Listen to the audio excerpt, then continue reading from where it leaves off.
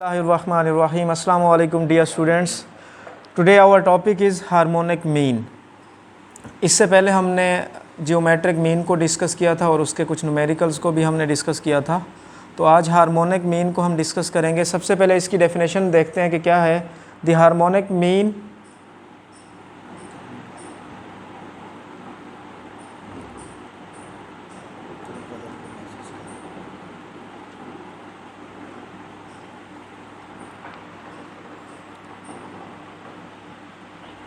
h of a set of n values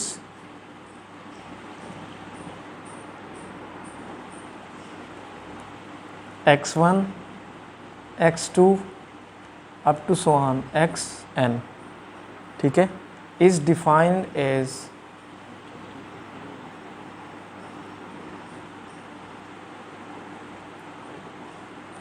the reciprocal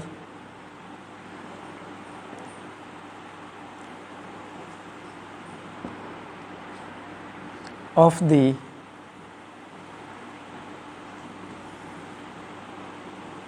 arithmetic mean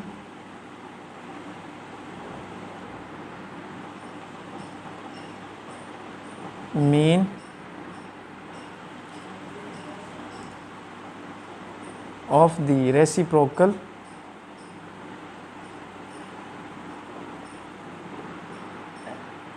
of the values.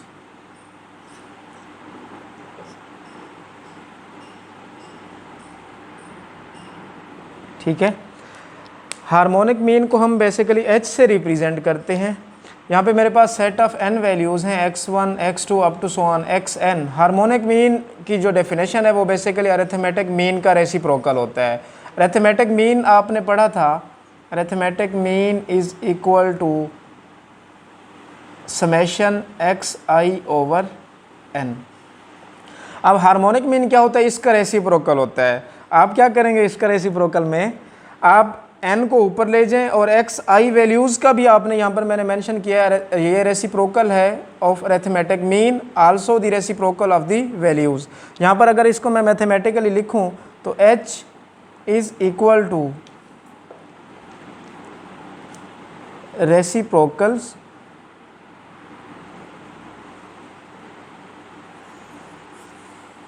Of, यहाँ पर मैं इसको लिख देता हूँ 1 over x1 plus 1 over x2 plus up to so on plus 1 over xn over n। यहाँ पर simply मैंने क्या किया, पहले हमारे पास ये जो xi वैल्यूज़ हैं x1 x2 up to so on xn, मैंने इनका रेसिप्रोकल ले लिया डिवाइडेड बाय n। अब बेसिकली क्या होगा, h जो होगा इनका भी क्या होगा, रेसिप्रोकल होगा। तो h इज़ इक्वल टू आपके पास बन जाएगा h is equal to n over 1 over x1 plus 1 over x2 plus up to so on plus 1 over xn which is also equal to n over, आप इसको यूँ लिख सकते हैं समेशन 1 ओवर xi। ठीक है, तो इसमें बेसिकली जो x है which is not equal to 0, तो ये आपके पास हार्मोनिक मीन का फार्मूला आ गया। Harmonic mean is equal to n over summation 1 over xi। ठीक है, this is for ungrouped data, for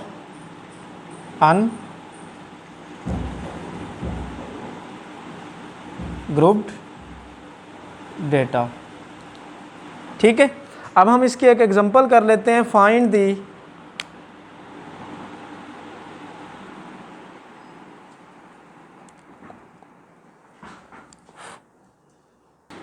तो इसकी एग्जांपल है हमारे पास, फाइंड दी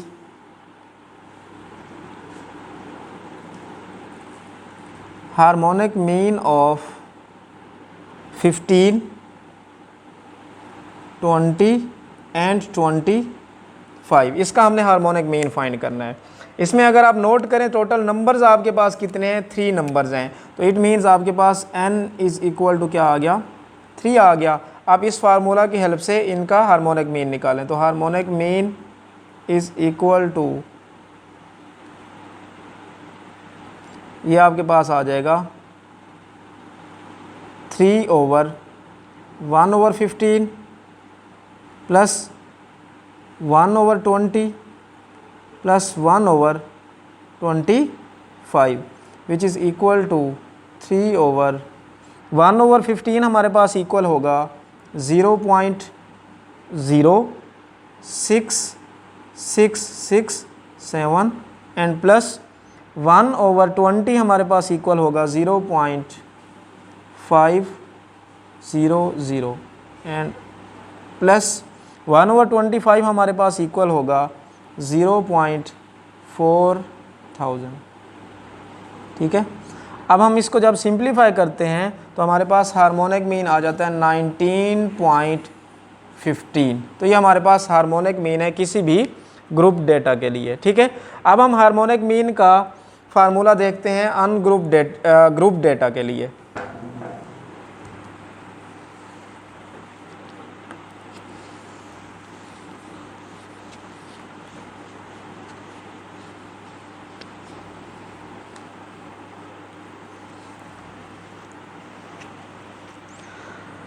तो फॉर ग्रुप डेटा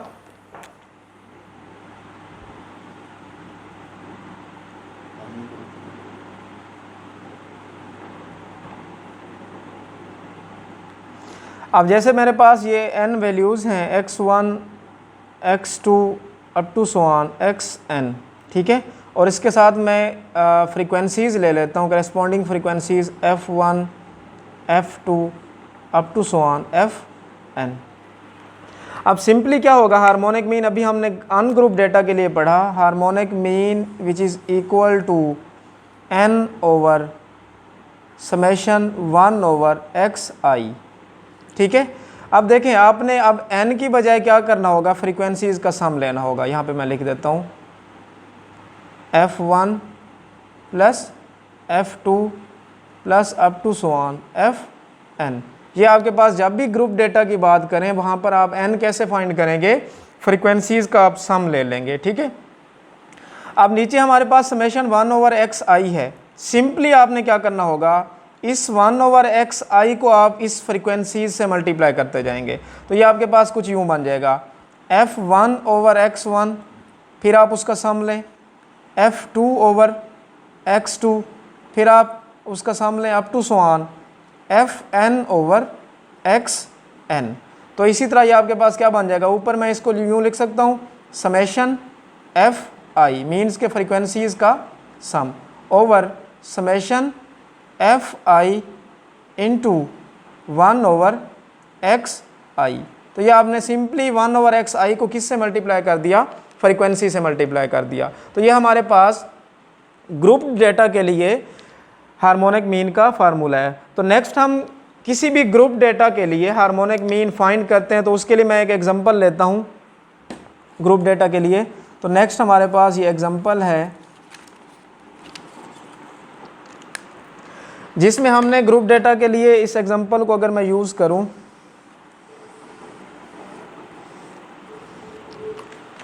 ये मेरे पास डेटा दिया हुआ है जिस मुझे xi वैल्यूज़ गिवन है और साथ ही उसकी फ्रीक्वेंसी गिवन है।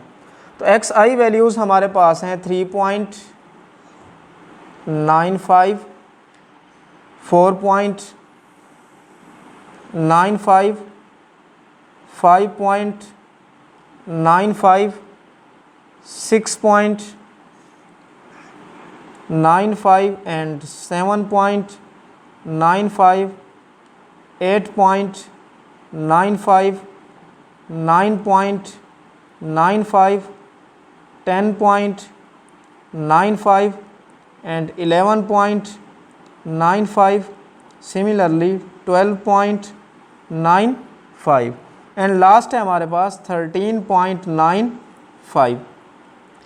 इस एग्जांपल को हम पहले भी सॉल्व कर चुके हैं। पीछे जब हमने जियोमेट्रिक मीन की एग्जांपल की थी तो आई थिंक मैंने इसी एग्जांपल को सॉल्व किया था। ये xi's बेसिकली आपने मिड पॉइंट्स निकाले हुए हैं। एग्जांपल 3.6 हमने की थी तो उसमें हमें क्लासेस और फ्रीक्वेंसी गिवन होती थी। एक्स आई उस क्लासेस के मिड पॉइंट्स हैं, ठीक है। और साथ में इसकी जो फ्रीक्वेंसी गिवन है हमें, वो हमें दी हुई है 1, 4, 5, 13, 12, 19, 13, 10, 6, 4 एंड 1, ये हमें फ्रीक्वेंसी दी हुई है। अगर मैं इन फ्रीक्वेंसीज़ का सम लूँ तो वो मेरे पास आता है 88, ठीक है। अब हम चूँकि फाइंड कर रहे हैं हार्मोनिक मीन, तो यहाँ पर मैं मेंशन करूँ हार्मोनिक मीन का फार्मूला, तो harmonic mean is equal to sum of the frequencies over summation frequency multiply by 1 over X I. आप सिंपली एक और कॉलम बनाएं, उसमें आपने करना क्या होगा, फ्रीक्वेंसी को आपने मल्टीप्लाई करवाना है 1 ओवर एक्स आई। ये एक्स आई है, इनका आप रेसिप्रोकल लें और उसको 1 से मल्टीप्लाई करें, ठीक है। तो जब मैं इसको 1 से मल्टीप्लाई करता हूँ, फ्रीक्वेंसी 1 है मेरे पास, इसका रेसिप्रोकल लेता हूँ, उसको 1 से मल्टीप्लाई करें तो मेरे पास आंसर आ जाता है 0.25316, ठीक है। सिमिलरली 4 को आपने मल्टीप्लाई करना है 4.95 के रेसिप्रोकल से, तो वो मेरे पास आ जाता है 0.80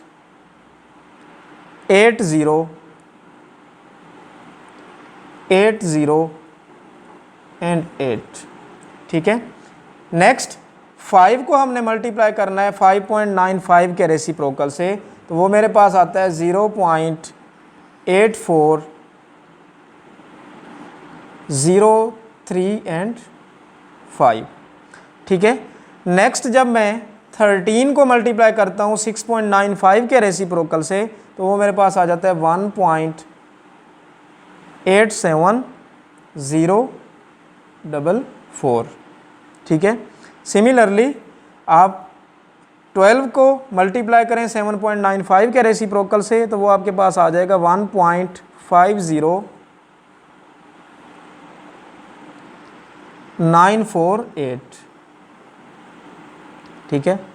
नेक्स्ट आपके पास आ जाएगा इसी तरह 2.12287, ठीक है।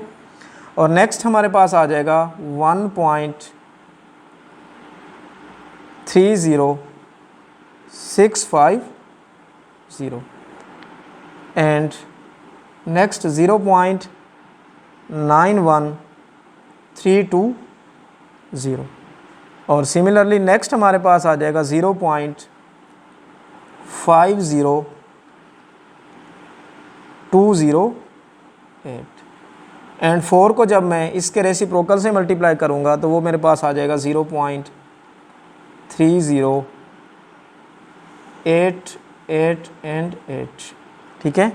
और लास्ट में 1 को आपने 13.95 के रेसिप्रोकल से जब आप मल्टीप्लाई करते हैं तो आपके पास आ जाता है 0.7168। ये आपने निकाल लिया, फ्रीक्वेंसीज़ को एक्स आइज़ के रेसिप्रोकल से आपने मल्टीप्लाई किया। लास्ट में आपने क्या करना होगा, हमें यहाँ पे फार्मूला में इसका सम चाहिए, तो लास्ट में हम इन तमाम वैल्यूज़ का क्या कर लेते हैं, सम निकाल लेते हैं। इन तमाम को जब आप सम अप करते हैं तो आपके पास आंसर क्या आ जाता है 10.50672, ठीक है। अब आप क्या करें, ये आपके पास फ्रीक्वेंसी का सम है और ये आपके पास F I multiply by 1 over X I का सम है। आप सिंपली क्या करें, इस फार्मूला में पुट कर दें वैल्यूज़ को।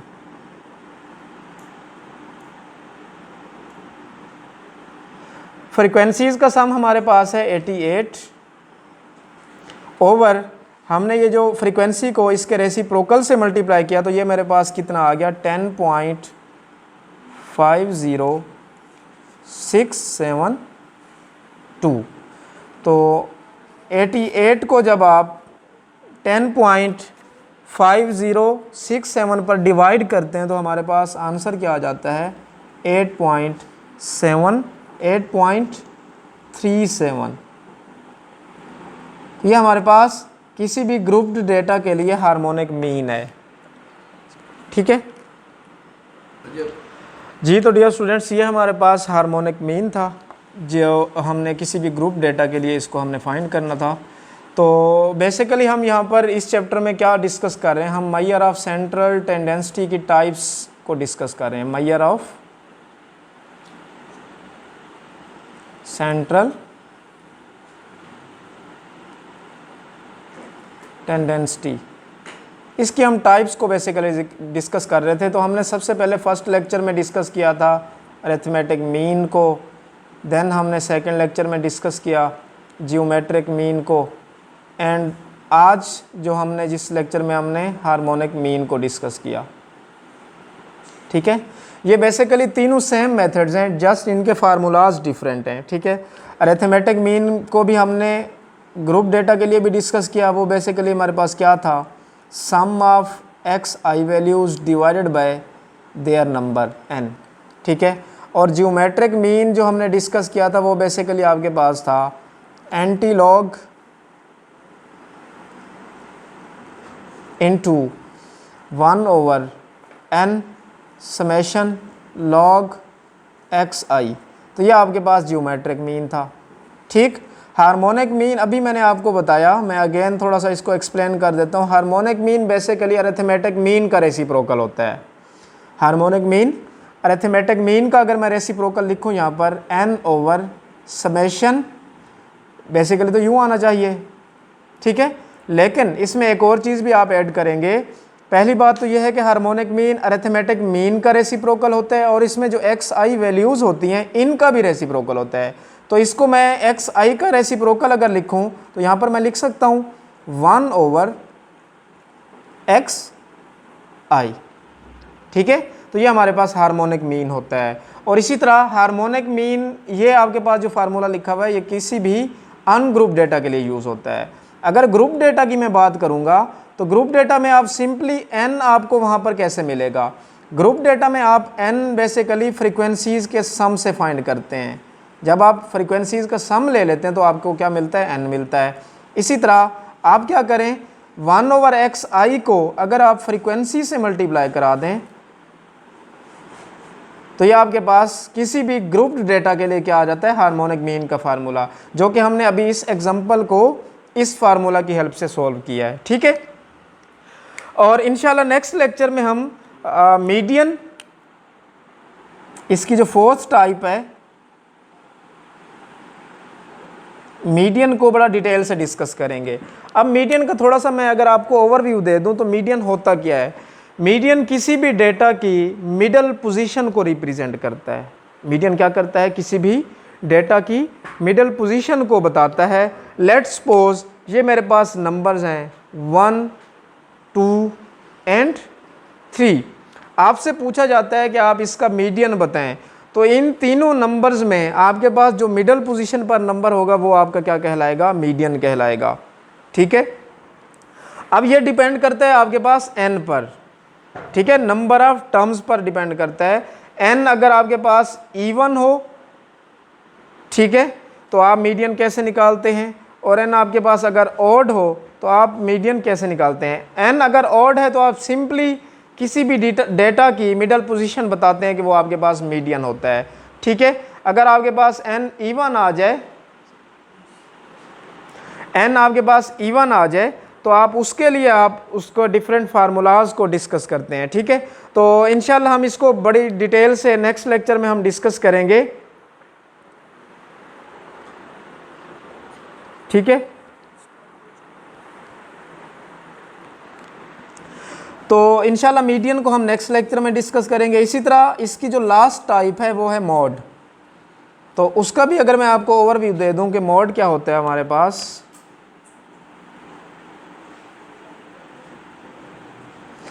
मॉड बेसिकली किसी भी गिवन डेटा में उसकी तादाद को बताता है, उसमें जो मोस्ट फ्रीक्वेंट वैल्यू आती है।